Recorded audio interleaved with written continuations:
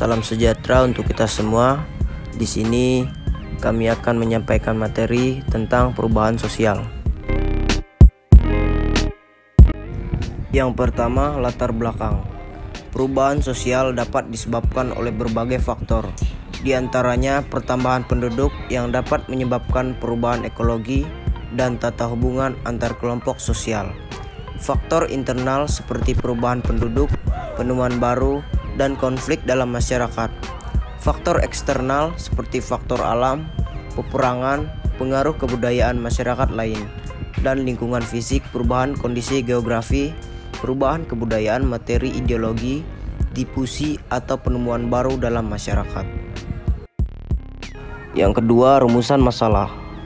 Masalah A, perubahan sosial dapat disebabkan oleh beberapa faktor seperti perkembangan ilmu pengetahuan, jumlah penduduk, pertentangan atau pemberontakan, pengaruh kebudayaan masyarakat luar, peperangan, bencana alam, kurangnya hubungan dengan masyarakat lain.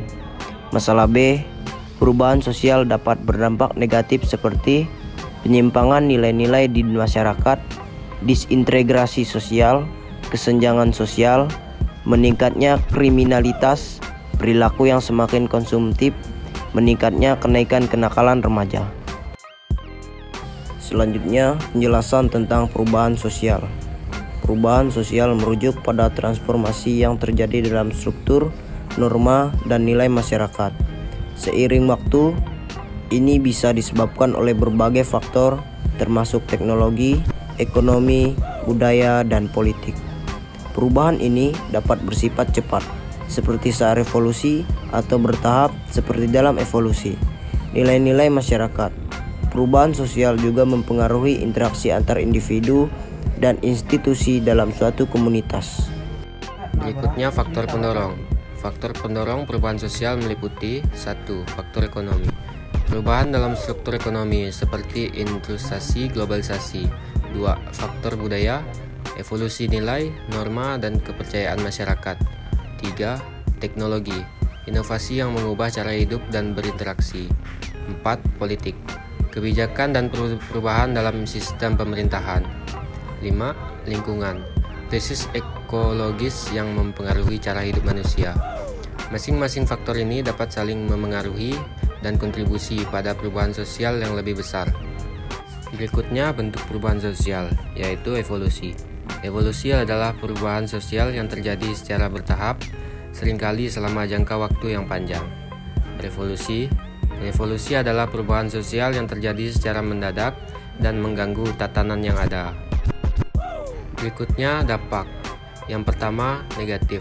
Dampak negatif perubahan sosial adalah adanya disorientasi sosial, munculnya sikap individualisme, adanya demokratisasi, meningkatnya kesenjangan sosial dengan adanya industrialisasi, meningkatnya angka pengangguran karena konversi lahan tani menjadi lahan industri, eksploitasi sumber daya alam, dan mendorong terjadinya konflik karena perbedaan pendapat dan perbedaan kepentingan.